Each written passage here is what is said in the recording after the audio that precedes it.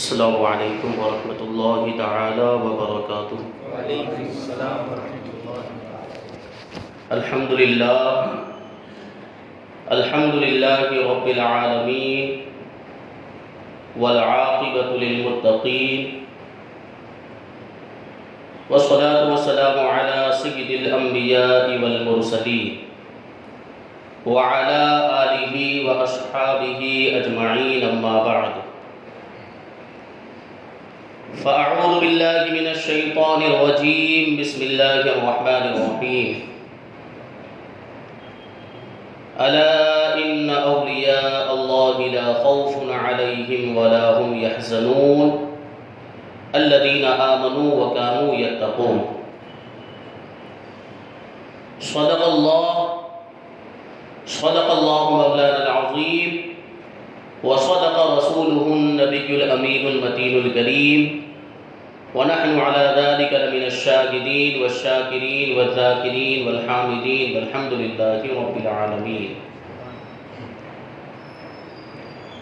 آئیے ہم اور آپ سب سے پہلے حضور سرور کائنات فخر موجودات باعث تخلیق کائنات احمد مجتبی محمد مصطفیٰ صلی اللہ علیہ وسلم کی بارگاہ بیکس پناہ میں جھوم جھوم کر درود و سلام کا نذرانہ عقیدت پیش کریں اور پڑھیں اللہم صلی علی سیدنا و مولانا محمد معدن الجود والکرم وآلہ الکرام وابنہ الکریم وبارک وسلم صلاۃ و سلام علیک یا رسول اللہ صلی اللہ تعالی علیہ وسلم۔ عزیزان ملت اسلامیہ، جیسا کہ آپ سب جانتے ہیں کہ ہم اور آپ یہاں پر سلطان الہند عطائے رسول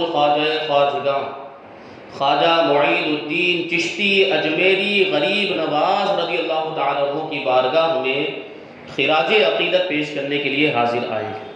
اللہ تبارک و تعالی ہماری اس محفل کو اپنی بارگاہ میں قبول فرمائے اور آخرت میں اس محفل کو ہمارے لیے ذریعہ نجات بنائے۔ جو کچھ بھی بیان ہو اس پر مجھے آپ کو ہم سب کو عمل کرنے کی توفیق عطا فرمائے۔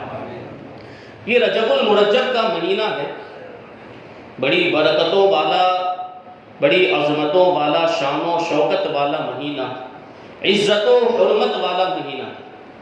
اللہ تبارک و تعالی قرآن مجید کے اندر ارشاد فرماتا ہے ان عدۃ الشہور عند اللہ 12 شہرا فی کتاب اللہ یوم خلق السماوات والارض منہا 4 حرم۔ بے شک مہینوں کی گنتی اللہ تبارک و تعالیٰ کے نزدیک اللہ کی کتاب میں 12 ہے، جس دن سے اس نے زمین اور آسمان کو پیدا کیا، اور ان 12 مہینوں میں سے 4 مہینے حرمت والے اور عزت والے مہینے۔ مفسرین کرام فرماتے ہیں کہ وہ 4 مہینے کون سے ہیں جو حرمت والے ہیں، جن کا ذکر اس آیت کریمہ کے اندر کیا گیا؟ تو فرماتے ہیں کہ 3 مہینے تو مسلسل ہیں جو حرمت والے مہینے ہیں۔ ایک ذی قعدہ کا مہینہ ہے، دوسرا ذی الحجہ کا مہینہ ہے، تیسرا محرم الحرام کا مہینہ، اور چوتھا مہینہ الگ ہے جو حرمت والا ہے، وہ رجب المرجب کا مہینہ۔ یہ مہینے بڑے ہی عظمتوں والے، رفعتوں والے مہینے، اور ان کی شان یہ ہے کہ زمانہ جاہلیت میں بھی لوگ ان مہینوں کا ادب و احترام کیا کرتے تھے، ان مہینوں کی عزت کیا کرتے تھے، اور معاملہ یہ ہوتا کہ ان مہینوں کے اندر وہ جنگ و جدال کو، لڑائی جھگڑے کو روک دیا کرتے تھے۔ عرب کا یہ اسلام آنے سے پہلے ماحول تھا کہ کئی مہینوں کی جنگیں چلا کرتی تھی، بعض جنگیں تو کئی سالوں تک چلتی تھی۔ تو ہوتا یہ کہ جب جنگ کے دوران یہ ان حرمت والے مہینوں میں سے کوئی مہینہ آ جاتا تو وہ ہتھیاروں کو رکھ دیا کرتے تھے، جنگ بندی کا اعلان کر دیا کرتے تھے، ان مہینوں کا ادب و احترام کیا کرتے تھے۔ تو اسلام نے بھی ان مہینوں کی حرمت کو اور ان کی عظمت کو باقی رکھا ہے، اور اسلام نے بھی حکم دیا ہے کہ یہ چونکہ حرمت والے مہینے ہیں، ان مہینوں میں خاص طور پر اللہ تبارک و تعالیٰ کی عبادت کی جائے، خاص طور پر گناہوں سے بچے، کیونکہ ان حرمت والے مہینوں کے اندر اللہ تبارک و تعالیٰ نیکیوں کے ثواب میں اضافہ فرما دیتا ہے۔ ان مہینوں کے اندر اللہ تبارک و تعالیٰ دعاؤں کو خاص طور پر قبول فرماتا ہے، اور ان مہینوں میں بڑی برکتیں اللہ تبارک و تعالیٰ نے رکھی، خاص طور پر جو رجب المرجب کا مہینہ ہے، اس کے بارے میں زمانے جاہلیت میں بھی یہ ماحول تھا اور لوگوں کا یہ ماننا تھا کہ اس مہینے کے اندر دعائیں خاص طور پر قبول ہوا کرتی ہیں۔ یوں تو دوسرے مہینوں میں بھی دعائیں قبول ہوتی ہیں، لیکن دعا کی قبولیت کے سلسلے میں اس مہینے کو خاص اہمیت حاصل ہے۔ ایک واقعہ اس سلسلے میں ہے۔ حضرت عبداللہ ابن عباس رضی اللہ تعالیٰ عنہ فرماتے ہیں کہ میں حضرت فاروق اعظم رضی اللہ تعالیٰ عنہ کے پاس بیٹھا ہوا تھا۔ حضرت فاروق اعظم رضی اللہ تعالیٰ عنہ لوگوں کو ان کے کوائف، ان کی کیفیات وغیرہ بتا رہے تھے کہ حضرت فاروق اعظم رضی اللہ تعالیٰ عنہ کے سامنے سے، آپ کے قریب سے ایک شخص گزرا جو اندھا بھی تھا اور لنگڑا بھی تھا، اور اس کے آگے آگے ایک شخص چل رہا تھا جو بڑی بے رحمی کے ساتھ اس نابینا کو، اس لنگڑے کو گھسیٹتا ہوا لے کر جا رہا تھا۔ تو فاروق اعظم رضی اللہ تعالیٰ عنہ نے ارشاد فرمایا کہ میں نے اس سے برا منظر آج سے پہلے کبھی نہیں دیکھا۔ ایک نابینا ہے، لنگڑا ہے، اور دوسرا شخص اس کو اتنی سختی کے ساتھ اور بے رحمی کے ساتھ گھسیٹتا ہوا لے کر جا رہا ہے۔ تو جو لوگ آپ کے آس پاس بیٹھے ہوئے تھے ان میں سے ایک نے کہا کہ امیر المؤمنین کیا آپ اس شخص کو جانتے ہیں؟ تو فاروق اعظم رضی اللہ تعالیٰ عنہ نے لا علمی کا اظہار کیا، نہیں جانتا۔ تو فاروق اعظم رضی اللہ تعالیٰ عنہ کو لوگوں نے بتایا کہ یہ دبغا کا بیٹا ہے اور اس پر بریق کی پھٹکار پڑی ہے۔ تو فاروق اعظم رضی اللہ تعالیٰ عنہ نے ارشاد فرماتے کہ بریق تو ان کا لقب ہے، تو پھر ان کا نام کیا ہے؟ لوگوں نے بتایا ان کا نام ایاز ہے، جن کی پھٹکار اس شخص پر پڑی ہے جو لنگڑا اور نابینا ہو چکا ہے۔ اب فاروق اعظم رضی اللہ تعالیٰ عنہ نے حکم دیا کہ ایاز کو میری بارگاہ میں حاضر کیا جائے۔ اب نبی حضرت فاروق اعظم رضی اللہ تعالیٰ عنہ کے حکم کی تعمیل کرتے ہوئے ایاز کو حاضر کیا گیا۔ ایاز جب آ گئے تو فاروق اعظم رضی اللہ تعالیٰ عنہ نے ارشاد فرمایا کہ تم مجھے اپنا اور بنو دبغا کا پورا واقعہ سناؤ، دبغا کے بیٹوں کا اور تمہارے درمیان جو واقعہ پیش آیا ہے وہ سناؤ۔ تو ایاز کہتے ہیں کہ یہ تو زمانے جاہلیت کی بات ہے، زمانے جاہلیت کا معاملہ تھا جس کا قصہ ختم ہو گیا ہے۔ اب اللہ تبارک و تعالیٰ نے اسلام کا سورج طلوع فرما دیا ہے، تو ہمیں زمانے جاہلیت کی باتوں کو یاد نہیں کرنا چاہیے۔ حضرت فاروق اعظم رضی اللہ تعالیٰ عنہ ارشاد فرماتے ہیں کہ اللہ تبارک و تعالیٰ مجھے معاف فرمائے۔ اللہ تبارک و تعالیٰ نے ہمیں اسلام کی نعمت سے نوازا، دولت اسلام سے سرفراز فرمایا۔ ہمیں زیبا نہیں دیتا ہے کہ ہم زمانے جاہلیت کے کسی معاملے کے بارے میں گفتگو کریں، لیکن ہو سکتا ہے تمہارے اس واقعے کے اندر لوگوں کے لیے کوئی عبرت ہو، کوئی سیکھنے کے لیے سبق ہو، تم اپنا واقعہ بیان کرو۔ تو اب وہ جو ہے کہ ایاز اپنا واقعہ بیان کرتے ہوئے کہتے ہیں کہ دبغا کے 10 بیٹے تھے اور 10 بیٹے میرے پڑوس میں رہا کرتے تھے، میں ان کا پڑوسی تھا اور میں ان کا چچا زاد بھائی تھا، اور ہماری یہ قریبی رشتہ داری، میری قوم میں یہی لوگ مجھ سے سب سے زیادہ قریبی تھے، لیکن معاملہ یہ تھا کہ یہ مجھ پر ظلم و ستم کیا کرتے تھے۔ یہ 10 بیٹے دبغا کے مجھ پر ظلم و ستم کرتے، مجھے ستاتے، پریشان کرتے تھے اور ناحق میرا مال چھین لیا کرتے تھے۔ میں نے ان کو بہت سمجھایا، میں نے ان کو خدا کا خوف دلایا، انہیں ہمسائیگی، پڑوس اور رشتہ داری کے واسطے دیے، لیکن ساری چیزیں بیکار ہو گئی، کوئی تدبیر کام نہیں آئی۔ انہوں نے ظلم سے اپنے ہاتھ کو روکا نہیں، اور یہ ساری تدبیریں مجھے ان کے ظلم سے بچا نہیں سکی۔ آخرکار میں نے مجبور ہو کر ان کو ان کی حالت پر چھوڑ دیا۔ لیکن جب حرمت والا مہینہ یعنی رجب کا مہینہ آیا تو میں نے اپنے پروردگار کی بارگاہ میں ہاتھوں کو اٹھا کر دعا کی، اے پروردگار عالم، یہ جو دبغا کے 10 بیٹے ہیں ان میں سے ایک کو چھوڑ کر 9 کو ہلاک و برباد کر دے، اور جو ایک باقی رہ جائے اسے لنگڑا کر دے، اسے نابینا کر دے۔ اور اللہ تبارک و تعالیٰ سے وہ دعا کرتے ہیں، کہتے ہیں میں نے عرض کیا، اے پروردگار عالم، جو شخص لنگڑا ہو جائے، جو نابینا ہو جائے، اس پر ایک ایسا آدمی مسلط فرما دے جو اسے لانے لے جانے میں اسے گھسیٹ کر لائے اور گھسیٹ کر کھینچتا ہوا لے جائے۔ حضرت ایاز نے یہ دعا کی اور رجب المرجب کی برکت سے یہ دعا مقبول ہوئی۔ اللہ تبارک و تعالیٰ نے دبغا کے 9 بیٹوں کو ہلاک کر دیا، اور جو ایک بیٹا تھا وہ نابینا ہو گیا اور پاؤں سے مفلوج ہو گیا، یعنی لنگڑا ہو گیا۔ اور وہ جو شخص حضرت فاروق اعظم کے سامنے سے جو اس کو لے کر گزر رہا تھا وہ اس کو لانے لے جانے والا شخص تھا جو بڑی بے رحمی کے ساتھ بڑی سختی کے ساتھ اس کو ایک طرف سے لے جاتا تھا اور لایا کرتا تھا، گھسیٹتا ہوا لے کر جاتا اور گھسیٹتا ہوا جو ہے کہ وہاں سے واپس لے کر آتا تھا۔ فاروق اعظم رضی اللہ تعالیٰ عنہ کی بارگاہ میں کہتے ہیں کہ یہ میری دعاؤں کا نتیجہ ہے، یہ انہوں نے جو مجھ پر ظلم و ستم کیا تھا یہ اس کی سزا ان کو ملی ہے کہ 9 بھائی تو ہلاک کر دیے گئے اور 10ویں بھائی کا معاملہ یہ ہے کہ اسے لنگڑا کر دیا گیا ہے اور نابینا کر دیا گیا۔ بڑا عبرتناک واقعہ ہے، ہمیں اس واقعے سے عبرت حاصل کرنی چاہیے۔ جو ظالم ظلم کرتے ہیں، جو مالک اپنے نوکروں پر ظلم کرتے ہیں، جو آقا اپنے غلاموں پر ظلم کرتے ہیں، شوہر کبھی اپنی بیوی پر ظلم کرتا ہے، اولاد کبھی اپنے ماں باپ پر ظلم کیا کرتی، بادشاہ کبھی اپنی رعایا پر ظلم کیا کرتا ہے، ان ظالموں کو اس واقعے سے عبرت حاصل کرنی چاہیے۔ ظلم ایک ایسا گناہ ہے کہ جس کی سزا دنیا میں بھی ملتی ہے اور آخرت میں بھی ملتی ہے۔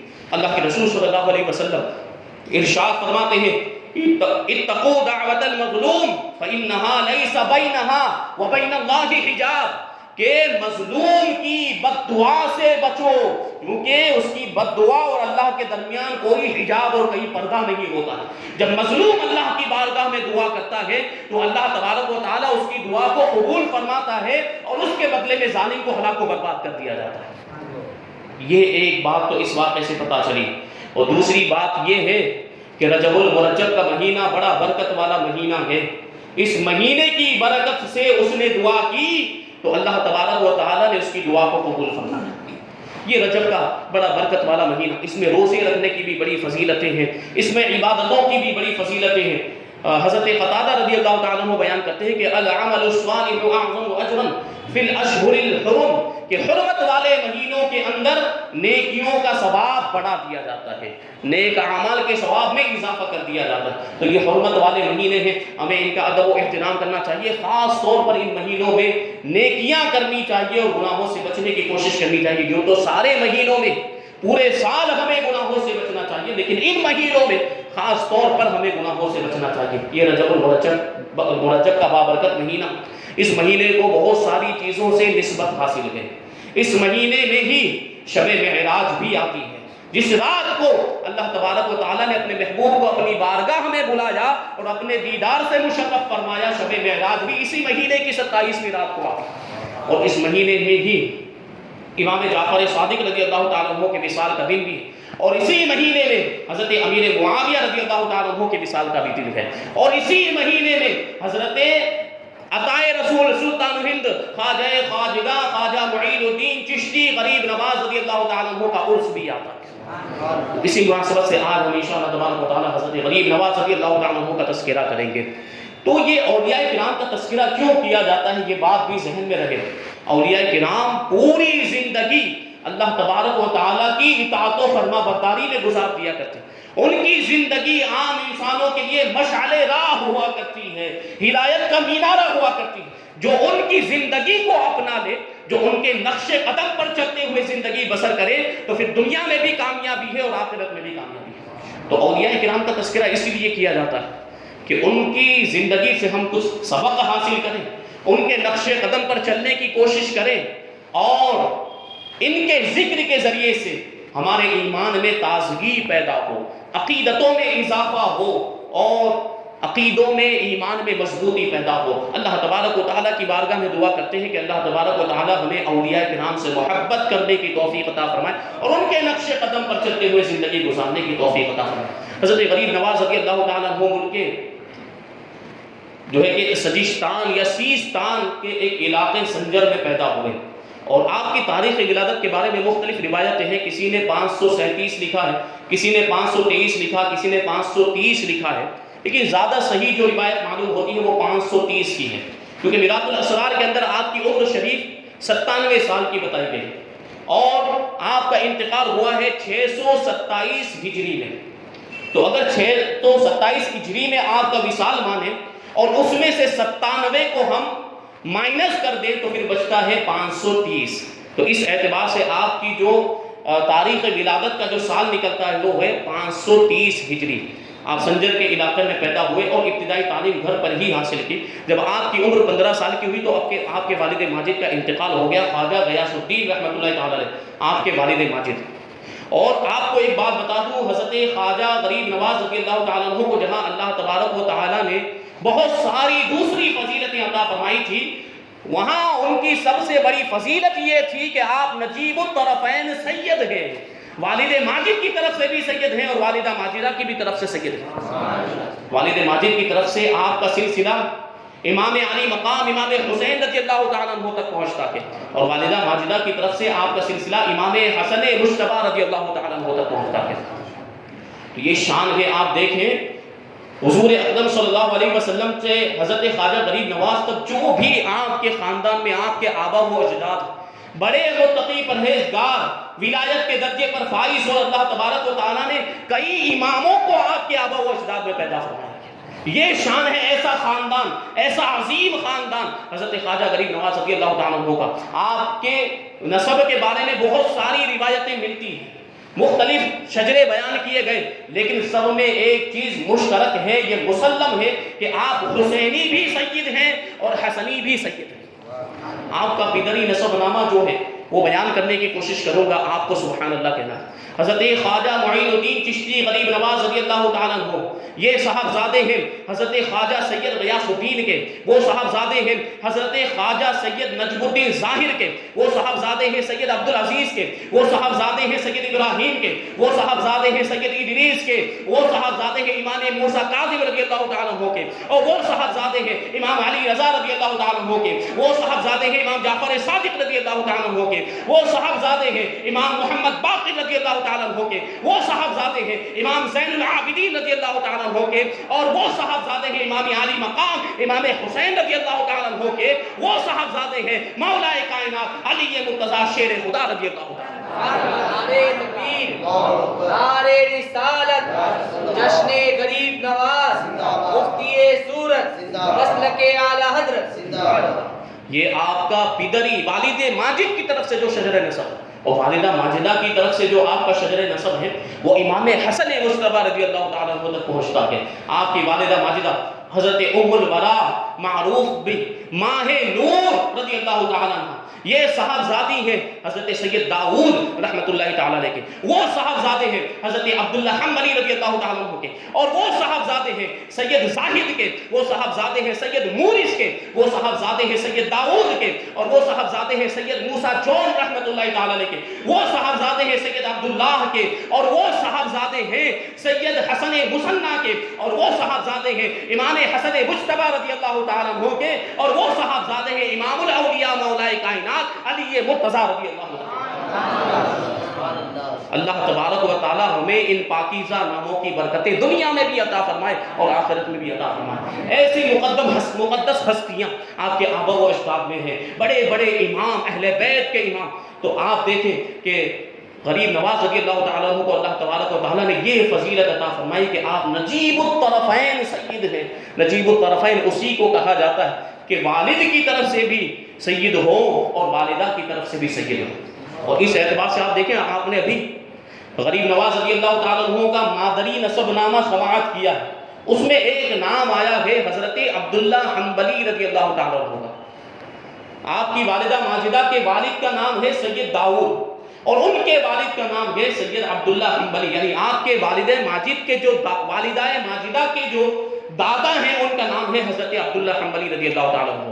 اور آپ کو ایک بات بتا دوں کہ غوث پاک رضی اللہ تعالیٰ عنہ کے دادا بھی حضرت عبداللہ حنبلی رضی اللہ تعالیٰ عنہ۔ اس اعتبار سے حضرت خواجہ غریب نواز رضی اللہ تعالیٰ عنہ غوث پاک رضی اللہ تعالیٰ عنہ کے رشتہ دار ہیں، کہ غوث پاک رضی اللہ تعالیٰ عنہ کے دادا اور حضرت خواجہ غریب نواز رضی اللہ تعالیٰ عنہ کے پردادا دونوں ایک ہی ہیں، حضرت عبداللہ حنبلی رضی اللہ تعالیٰ عنہ اور غریب نواز کی والدہ ماجدہ اور غوث پاک رضی اللہ تعالیٰ عنہ چچا زاد بھائی بہن ہیں۔ اس اعتبار سے غوث پاک رضی اللہ تعالیٰ عنہ غریب نواز کے ماموں جان ہوتے ہیں۔ یہ رشتہ داری ہے اور یہ نسبت ہے غوث پاک رضی اللہ عنہ سے۔ اور ایک دوسرے رشتے کے، میں نے ابھی بیان کیا کہ بہت سارے نسب بیان کیے گئے، بہت سارے شجرے بیان کیے گئے، تو ایک دوسرے رشتے کے اعتبار سے غوث پاک رضی اللہ تعالیٰ عنہ غریب نواز رضی اللہ تعالیٰ عنہ کے چچا زاد بھائی ہوتے ہیں، اور ایک تیسرے رشتے کے اعتبار سے غریب نواز غوث پاک کے ماموں ہوتے ہیں، کیونکہ غوث پاک رضی اللہ تعالیٰ عنہ کی جو والدہ ہیں وہ غریب نواز کے دادی حال کے رشتے کے اعتبار سے دیکھیں تو ان کی بہن ہوتی ہیں، اور ننی حال کے رشتے کے اعتبار سے دیکھیں تو ان کی خالہ ہوتی ہیں۔ اس اعتبار سے ایک رشتے سے دیکھیں تو غوث پاک آپ کے چچا زاد بھائی ہوتے ہیں، اور دوسرے رشتے کے اعتبار سے دیکھیں تو غریب نواز غوث پاک کے ماموں ہوتے ہیں۔ یہ رشتہ داری اور یہ نسبت غوث پاک رضی اللہ تعالیٰ عنہ کے ساتھ غریب نواز کو حاصل ہے۔ یہ شان و شوکت اللہ تبارک و تعالیٰ نے آپ کو عطا فرمائی۔ 15 سال کی عمر میں آپ کے والد ماجد کا انتقال ہو گیا، اور ترکے میں وراثت میں آپ کو ایک پنچکی اور ایک باغ ملا۔ واقعہ مشہور ہے، باغ کو پانی دے رہے تھے، درختوں کو پانی دے رہے تھے، حضرت ابراہیم قندوزی کا وہاں سے گزر ہوا، باغ میں تشریف لائے۔ جیسے ہی غریب نواز رضی اللہ تعالیٰ عنہ نے حضرت ابراہیم قندوزی مجذوب رضی اللہ تعالیٰ عنہ کو دیکھا تو بڑے ادب و احترام کے ساتھ ان کو بٹھایا درخت کے سائے میں، اور سلام عرض کیا، دست بوسی کی، فوراً انگوروں کا ایک خوشہ خدمت میں حاضر کیا۔ یہ ادب کا انداز دے کر حضرت ابراہیم قندوزی بڑے خوش ہوئے، اور اپنی جیب سے روٹی کا سوکھا ہوا ٹکڑا نکالا، اپنے منہ میں چبا کر غریب نواز کے منہ میں عطا فرمایا۔ اور روٹی کا ٹکڑا کھانا کھا کے غریب نواز کی زندگی میں نمایاں تبدیلی آ گئی، آپ کے دل کی دنیا بدل گئی۔ اب دنیا کی محبت جو ہے کہ دل سے نکل گئی، اس باغ کو بھی بیچ دیا، پنچکی کو بھی بیچ دیا، جو کچھ بھی قیمت آئی سب غریبوں میں تقسیم کر دی، اور دین کی تعلیم حاصل کرنے کے لیے اللہ کی راہ میں نکل پڑا۔ اب غریب نواز رضی اللہ تعالیٰ عنہ سمرقند پہنچے، مولانا شرف الدین کے مدرسے میں پہنچے، پھر وہاں قرآن مجید کی تعلیم حاصل کی، حدیث کا علم حاصل کیا، لیکن علم کی پیاس بجھنے کا نام نہیں لے رہی تھی۔ تو سمرقند سے آپ روانہ ہوئے، بخارا پہنچے، اور مولانا حسام الدین بخاری کے مدرسے میں آپ نے داخلہ لیا۔ اور یہ جو پورا عرصہ ہے سمرقند و بخارا کا، یہ تقریباً 5 سال کا عرصہ ہے۔ 5 سال کے عرصے میں آپ نے تمام مروجہ علوم و فنون کی تعلیم حاصل کرنے کے بعد آپ فارغ التحصیل ہو گئے۔ یہ بھی اللہ تبارک و تعالیٰ کا فضل و احسان تھا کہ 5 سال کے مختصر عرصے میں حدیث کا علم بھی حاصل کر لیا، فقہ کا علم بھی حاصل کر لیا، قرآن کا علم بھی حاصل کر لیا، تفسیر کا علم بھی حاصل کر لیا، منطق و فلسفہ کا علم بھی حاصل کر لیا۔ جو اس زمانے میں علوم رائج تھے، جو مدارس میں جو علوم پڑھائے جاتے تھے، ان سارے علوم کی تعلیم غریب نواز نے 5 سال کی مدت کے اندر حاصل کر لی، اور عالم باعمل بن گئے، اور بہت ہی بڑے اور ماہر عالم دین بن گئے۔ معاملہ یہ ہو گیا کہ اب لوگ آپ کی بارگاہ میں اور فیض حاصل کرنے کے لیے حاصل ہونے لگے۔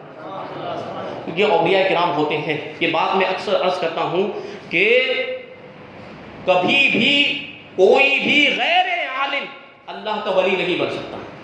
اللہ کا ولی وہی ہوتا ہے جو عالم ہوتا ہے، یا تو ظاہری طور پر مدرسے میں جا کر علم حاصل کرتا ہے، یا پھر اللہ تبارک و تعالیٰ اسے اپنی بارگاہ سے علم لدنی عطا فرماتا ہے۔ کوئی بھی ایسا شخص جو عالم نہیں ہے وہ کبھی بھی اللہ کا ولی نہیں ہو سکتا۔ آپ اولیاء کرام کی زندگیوں کا مطالعہ کریں، آپ اولیاء کرام کی زندگیوں کو دیکھیں تو آپ کو ملے گا کہ اکثر اولیاء کرام نے باضابطہ ظاہری طور پر مدارس میں داخلہ لینے کے بعد ظاہری علوم کو حاصل کیا ہے، اور عالم دین بنے ہیں، فارغ التحصیل ہوئے ہیں، اور پھر آگے انہوں نے باطنی تربیت حاصل کی، سلوک اور معرفت کی راہیں طے کی، ان کے منازل طے کیے، جب اللہ تبارک و تعالیٰ نے ان کو ولایت کے درجے پر فائز فرمایا۔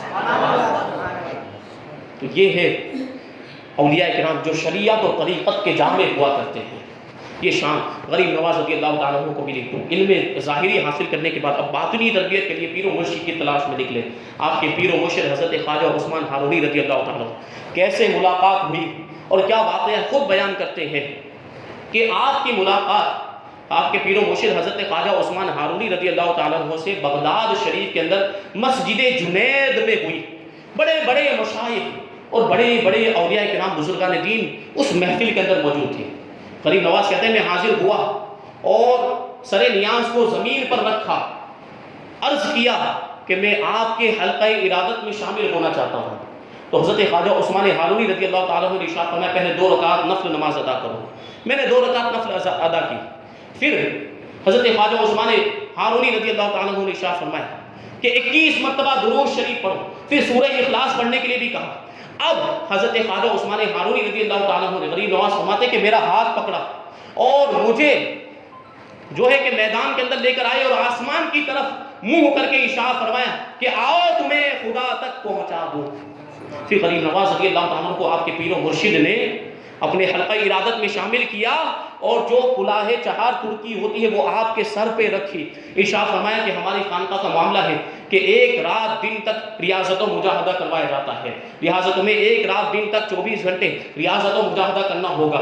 سر تسلیم کھم کیا اور ریاضت و مجاہدہ میں پورے 24 گھنٹے گزار دیے۔ جب دوسرے دن حضرت خواجہ عثمان ہارونی رضی اللہ تعالیٰ عنہ کی بارگاہ میں حاضر ہوئے تو آپ کو قریب کرنے کے بعد ارشاد فرماتے ہیں کہ آسمان کی طرف دیکھو کہاں تک نظر آتا ہے۔ تو غریب نواز عرض کرتے ہیں اے پیر و مرشد، اے میرے مربی، مجھے عرش الہی تک، ساتوں آسمان کے اوپر عرش الہی تک ساری چیزیں نظر آ رہی ہیں۔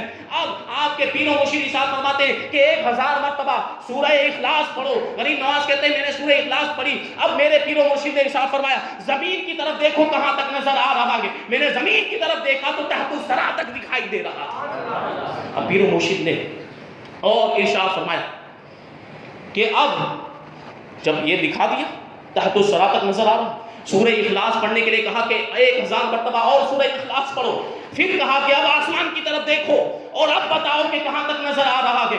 غریب نواز کہتے ہیں میں نے عرض کیا پیر و مرشد مجھے اب حجاب عظمت تک ساری چیزیں نظر آ رہی، جو اللہ تبارک و تعالیٰ کی عظمت کا جو پردہ ہے اس کے نیچے جتنی بھی چیزیں ہیں ساری چیزیں منکشف ہو گئی۔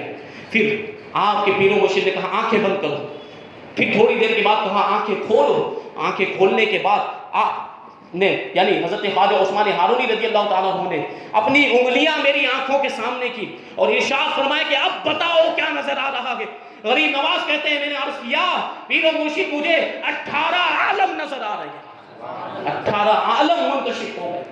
یہ پیر و مرشد نے پہلی ہی ملاقات میں سلوک کے ایسے مناظر، ایسے کشف کے معاملات طے کرا دیے کہ عرش الہی تک نظر آنے لگے، تحت الثری تک زمینیں نظر آنے لگے، زمین کے معاملات نظر آنے لگے، بلکہ 18 عالموں کو غریب نواز رضی اللہ تعالیٰ عنہ نے پیر و مرشد کی ایک نگاہ ہی میں ملاحظہ کرا۔ پھر آپ کے پیر و مرشد نے ارشاد فرمایا کہ سامنے جو اینٹ رکھی ہے اس کو اٹھاؤ۔ حکم کی تعمیل کرتے ہوئے غریب نواز کہتے ہیں میں نے اس اینٹ کو اٹھایا تو اس کے نیچے چند دینار تھے۔ پیر و مرشد نے ارشاد فرمایا کہ یہ دینار لے جاؤ اور غریبوں میں، فقراء میں، مساکین میں تقسیم کر دو۔ میں نے وہ تقسیم کر دیے۔ اب خواجہ عثمان ہارونی رضی اللہ تعالیٰ نے ارشاد فرمایا کہ اب چند روز ہماری بارگاہ میں رہ کر گزارو۔ غریب نواز نے 20 سال کا عرصہ اپنے پیر و مرشد حضرت خواجہ عثمان ہارونی رضی اللہ تعالیٰ عنہ کی بارگاہ میں رہ کر گزار دیے۔ سفر میں بھی آپ کے ساتھ رہے، حضر میں بھی آپ کے ساتھ رہے، کہیں بھی جاتے، یہاں تک کہ حج کرنے کے لیے بھی جاتے تو اپنے پورے پیر و مرشد کے ساتھ ہی ہوا کرتے تھے۔ یہ شان ہے غریب نواز رضی اللہ تعالیٰ عنہ۔ آپ کے پیر و مرشد حضرت خواجہ عثمان ہارونی رضی اللہ تعالیٰ عنہ، تو آپ نے شجرہ نسب تو سماعت کیا ہے، اب آپ شجرہ طریقت بھی سماعت کریں۔ بیان کرنے کی کوشش کروں گا، اللہ تبارک و تعالیٰ بزرگوں کے فیضان سے مجھے بیان کرنے کی توفیق عطا فرمائے اور ان مبارک ناموں کی برکتوں سے ہمیں دنیا میں بھی کامیابی عطا فرمائے اور آخرت میں بھی کامیابی عطا فرمائے۔ حضرت خواجہ معین الدین حسن اجمیری رضی اللہ تعالیٰ عنہ یہ مرید ہیں حضرت خواجہ عثمان ہارونی رضی اللہ تعالیٰ عنہ کے، وہ مرید ہیں حضرت شریف زندنی رضی اللہ تعالیٰ عنہ کے، وہ مرید ہیں حضرت خواجہ قطب الدین مودود چشتی رحمۃ اللہ تعالیٰ علیہ کے، اور وہ مرید ہیں حضرت خواجہ ناصر الدین ابو یوسف چشتی رضی اللہ تعالیٰ عنہ کے، وہ مرید ہیں حضرت خواجہ ابو احمد چشتی رضی اللہ تعالیٰ عنہ کے، وہ مرید ہیں حضرت ابو اسحاق شامی چشتی رحمۃ اللہ تعالیٰ علیہ کے، وہ مرید ہیں حضرت امین الدین بصری رحمۃ اللہ تعالیٰ علیہ کے، اور وہ مرید ہیں حضرت سدید الدین مراشی رحمۃ اللہ تعالیٰ علیہ کے، اور وہ مرید ہیں وہ مرید ہیں درود پاک پر لیجیے اللہم صلی علی سیدنا و مولانا محمد معدن الجود والکرم وآلہ الکرام وابنہ الکریم وبارک وسلم صلاۃ و سلام علیک یا رسول اللہ۔ حضرت خواجہ سدید الدین مرید ہیں حضرت ابراہیم ابن ادہم رضی اللہ تعالیٰ عنہ کے، اور وہ مرید ہیں حضرت خواجہ فضیل ابن عیاض رضی اللہ تعالیٰ عنہ کے، وہ مرید ہیں حضرت عبد الواحد ابن زید رضی اللہ تعالیٰ عنہ کے، اور وہ مرید ہیں امام حسن بصری رضی اللہ تعالیٰ عنہ کے، اور وہ مرید ہیں امام الاولیاء مولا کائنات علی مرتضیٰ شیر خدا رضی اللہ عنہ۔ یہ آپ کا شجرہ طریقت، اللہ تبارک و تعالی ہمیں ان ناموں کی برکتیں عطا فرمائے۔ تو غریب نواز رضی اللہ تعالیٰ عنہ کو اللہ تبارک و تعالی نے بڑی فضیلتیں عطا فرمائی، اور جب آپ اللہ کے رسول صلی اللہ علیہ وسلم کی بارگاہ میں حاضر ہوئے، سلام عرض کیا، تو اللہ کے رسول صلی اللہ علیہ وسلم کی بارگاہ سے آپ کو قطب مشائخ کا لقب دیا گیا۔ اللہ کے رسول کی بارگاہ میں جب آپ نے عرض کیا السلام علیک یا سید المرسلین، اے رسولوں کے سردار آپ پر سلام ہو، تو قبر مبارک سے جواب آیا وعلیک السلام یا قطب المشائخ، اے مشائخ کے قطب، اے اپنے زمانے کے اولیاء کے سردار، تم پر بھی سلامتی ہو۔ پھر غریب نواز رضی اللہ تعالیٰ نے ارادہ فرما لیا کہ مدینہ منورہ میں ہی رہیں گے، مستقل یہیں پر سکونت اختیار کریں، اب کبھی نہیں جائیں گے کہیں دوسری جگہ۔ تو اسی زمانے میں جب آپ ایک مرتبہ اللہ کے رسول صلی اللہ علیہ وسلم کے روزے پر حاضر ہوئے تو روزہ مبارک سے آواز آئی کہ معین الدین، تم ہمارے دین کے معین اور مددگار ہو، تم ہندوستان چلے جاؤ، تمہیں ہندوستان کی ولایت عطا کی جاتی ہے، وہاں کفر و شرک کا اندھیرا پھیلا ہوا ہے، ہندوستان جانے کے بعد دین کی خدمت کرو، اللہ تبارک و تعالیٰ تمہارے ذریعے سے کفر کے اندھیرے کو دور فرما دے گا اور اسلام کی روشنی سے ہندوستان کو روشن فرما دے گا۔ تو ہم غریب نواز کو عطائے رسول کہتے ہیں، رسول اللہ کی عطا ہے، وہ اس وجہ سے ہے کہ غریب نواز کو اللہ کے رسول نے ہندوستان میں بھیجا تھا۔ جب آپ سفر کرتے ہوئے اللہ کے رسول صلی اللہ علیہ وسلم کے حکم کی تعمیل میں اب بہت سے علاقوں کا، بہت سے ممالک کا سفر کرتے ہوئے ملتان تشریف لائے تو اس وقت سلطان شہاب الدین غوری، یہ خراسان کا بادشاہ تھا، اس نے کئی مرتبہ ہندوستان پر حملہ کیا لیکن اسے فتح حاصل نہیں ہوئی۔ یہاں کے جو غیر مسلم راجا تھے بڑے طاقتور تھے تو کئی مرتبہ اسے شکست ہو گئی۔ تو اس مرتبہ بھی جب غریب نواز رضی اللہ تعالیٰ عنہ ہندوستان تشریف لا رہے تھے تو شہاب الدین غوری کا لشکر شکست کھانے کے بعد واپس ہو چکا تھا۔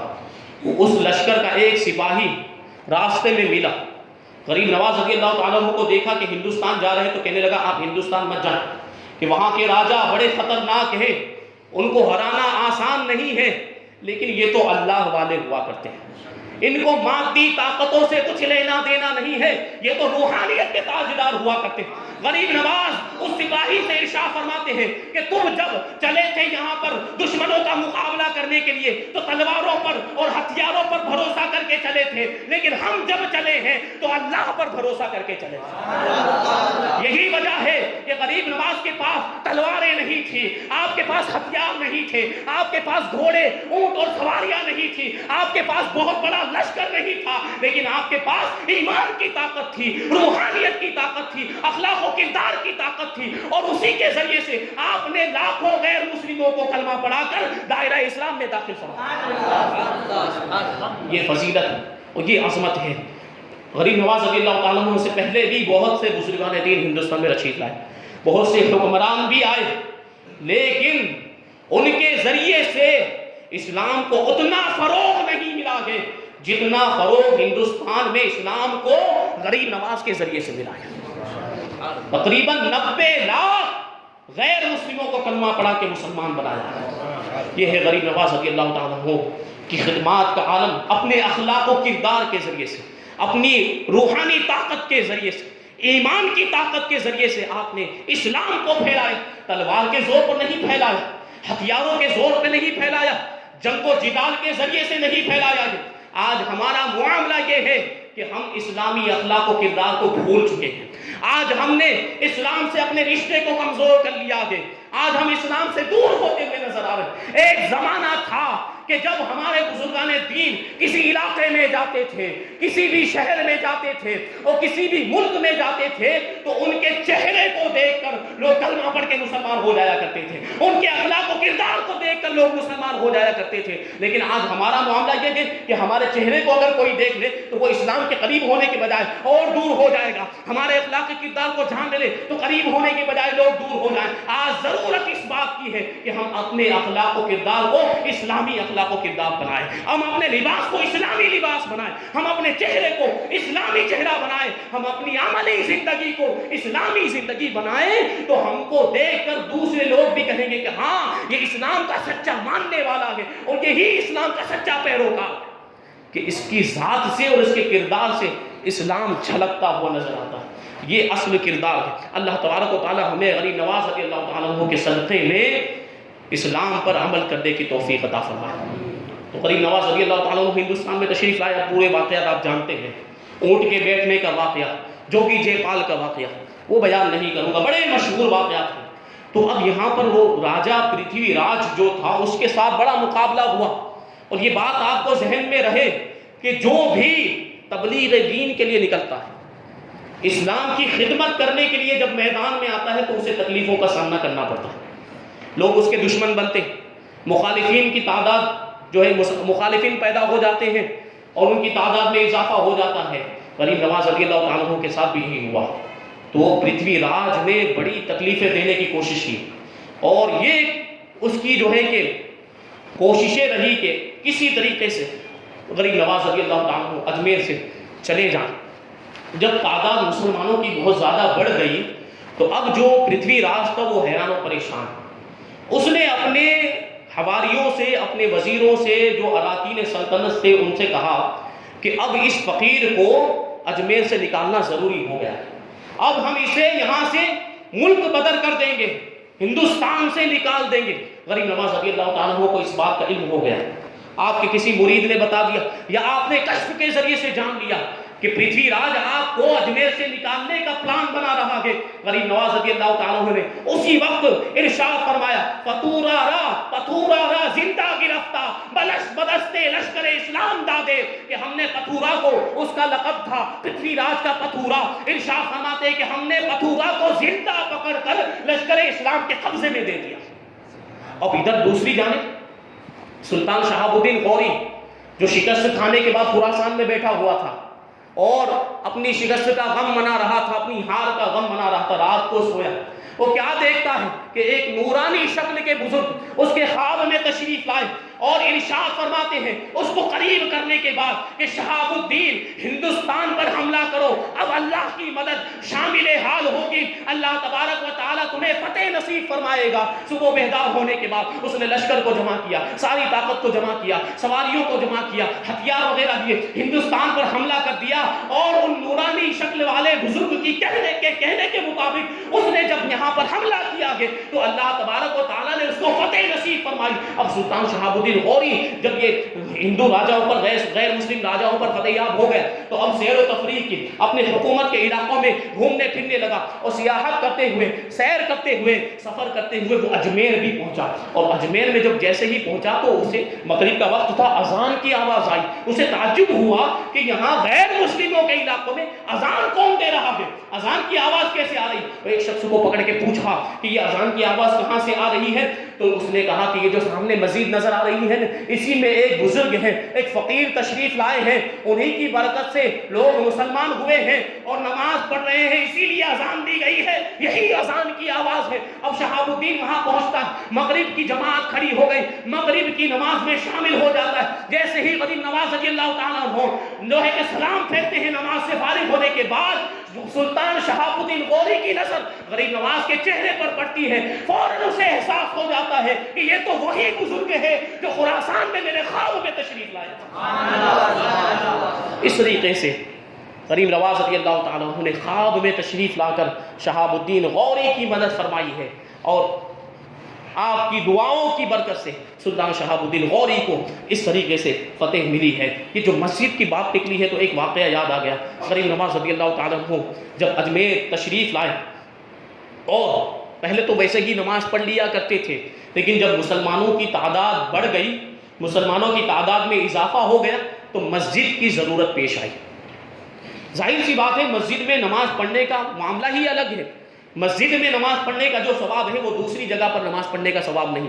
تو مسجد کی تعمیر شروع ہوئی، اور معاملہ یہ تھا کہ کفار کو، غیر مسلموں کو پتہ نہ چلے، اس لیے آپ کے جو مریدین تھے، آپ کے چاہنے والے، دن میں تعمیر کا کام نہیں کرتے تھے بلکہ رات میں چراغ روشن کر کے تعمیر کیا کرتے تھے، مسجد کو تعمیر کیا کرتے تھے۔ اب یہ بات بھی کسی طریقے سے بادشاہ کو پتہ چل گئی، اور بادشاہ کو جیسے ہی پتہ چلا کہ چراغ جلا کر یہ لوگ مسجد کی تعمیر کر رہے ہیں، بادشاہ نے حکم جاری کر دیا، اجمیر میں جتنے بھی تیل بیچنے والے تھے، جو تیل چراغ کے اندر استعمال کیا جاتا ہے، ان سارے دکانداروں کو بادشاہ نے حکم دے دیا کہ خبردار کوئی بھی اس فقیر درویش کے مریدوں کو تیل نہیں دے گا۔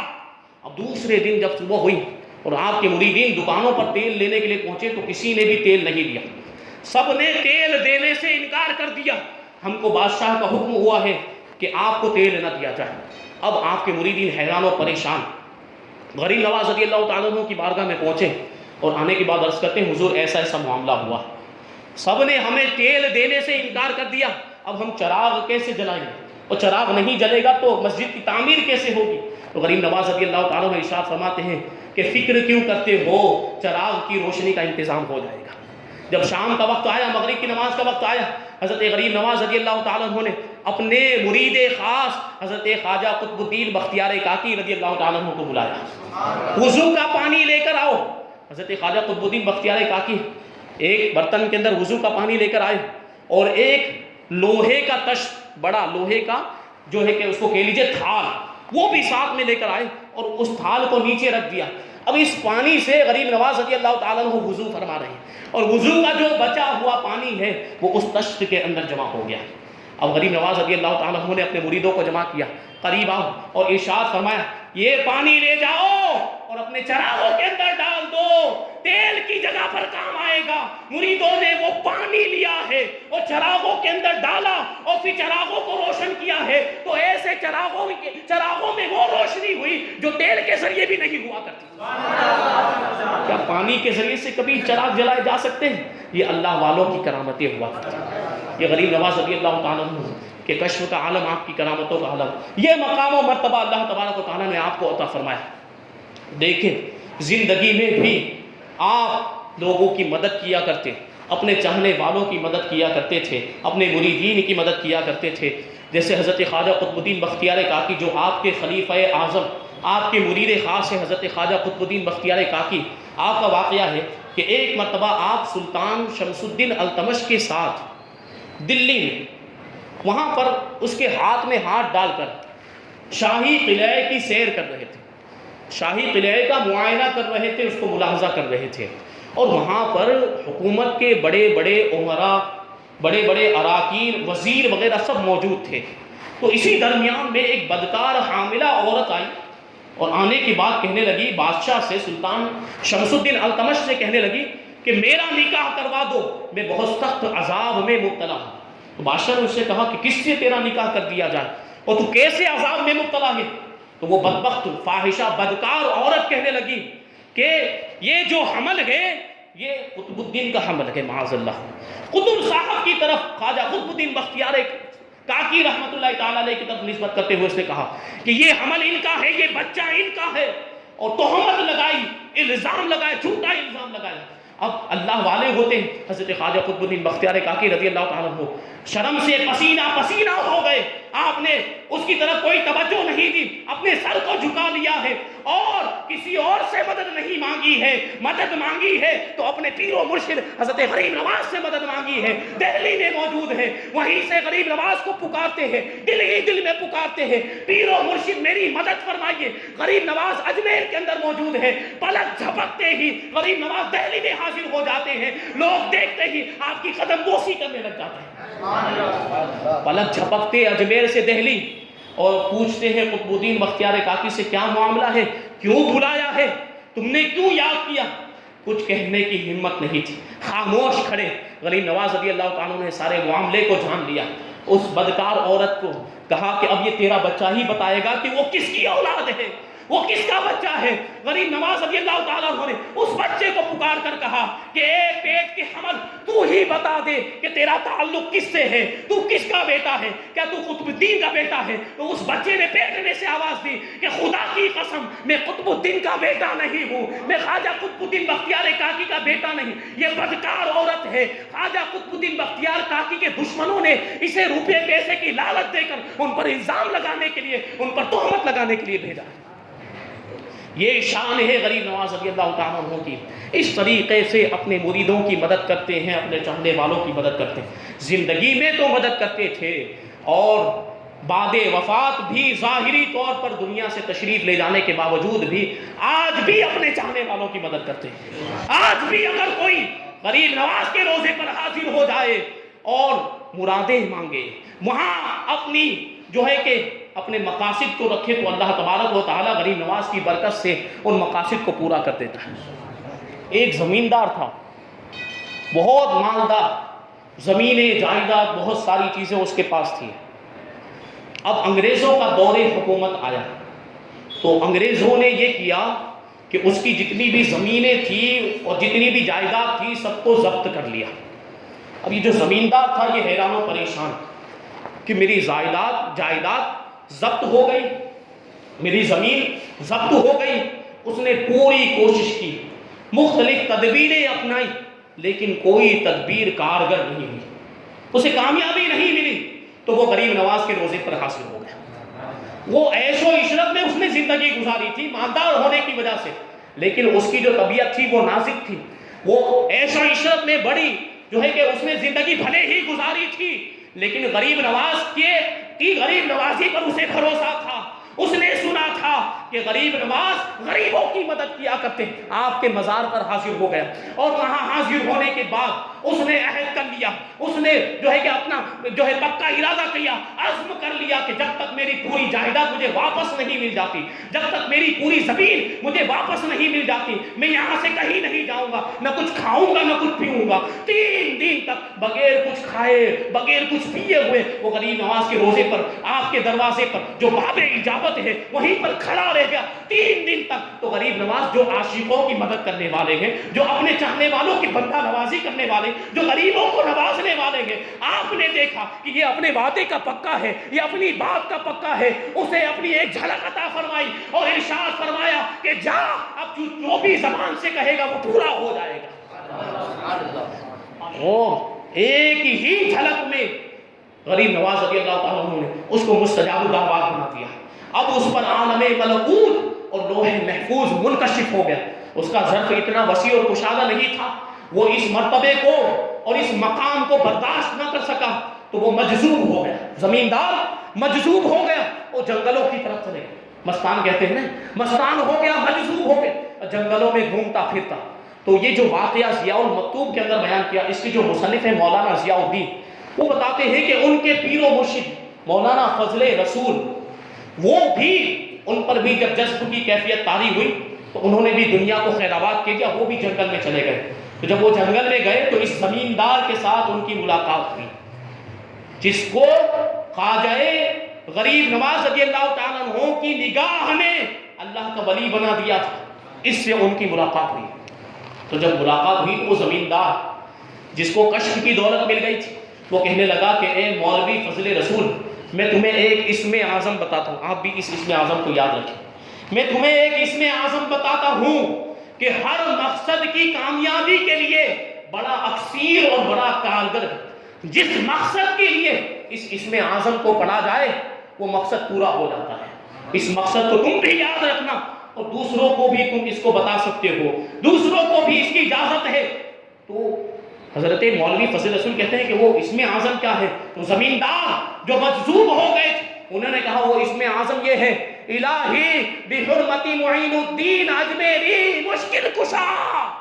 الہی معین الدین اجمیری کی حرمت کے صدقے میں میری مشکل کو دور فرما دے، میری مصیبت کو دور فرما دے. بیان کرتے ہیں اس کے بعد جس مقصد کے لیے اس اسم اعظم کو استعمال کیا، اللہ تبارک و تعالیٰ نے اس مقصد میں کامیابی عطا فرمائی. تو غریب نواز رضی اللہ تعالیٰ عنہ ظاہری طور پر دنیا سے تشریف لے جانے کے باوجود بھی اپنے چاہنے والوں کی ایسی مدد فرماتے. اعلیٰ حضرت امام عشق و محبت امام احمد رضا خان فاضل بریلوی رضی اللہ تعالیٰ عنہ الملفوظ کے اندر ارشاد فرماتے ہیں کہ مولانا برکات احمد مرحوم جو میرے والد ماجد کے شاگرد تھے اور میرے پیر بھائی، ان کا بیان ہے کہ میں اجمیر میں حاضر ہوا تو میں نے اپنی آنکھوں سے دیکھا، اپنے ماتھے کی آنکھوں سے دیکھا کہ ایک غیر مسلم جس کے پورے جسم کے اندر پھوڑے ہی پھوڑے تھے، سر سے لے کر پاؤں تک، اور کتنے پھوڑے تھے اللہ ہی جانے، اتنے زیادہ پھوڑے تھے.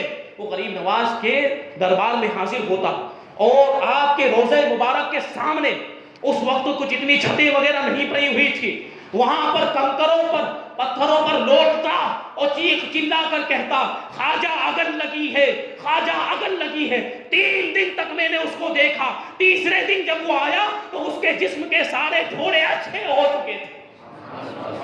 غریب نواز کی دعا کی برکت سے اس کی ساری بیماری دور ہو گئی تھی. اعلیٰ حضرت رضی اللہ تعالیٰ آگے ارشاد فرماتے ہیں کہ بھاگلپور کے ایک رئیس تھے جو ہر سال اجمیر شریف عرس کے موقع پر حاضر ہوا کرتے.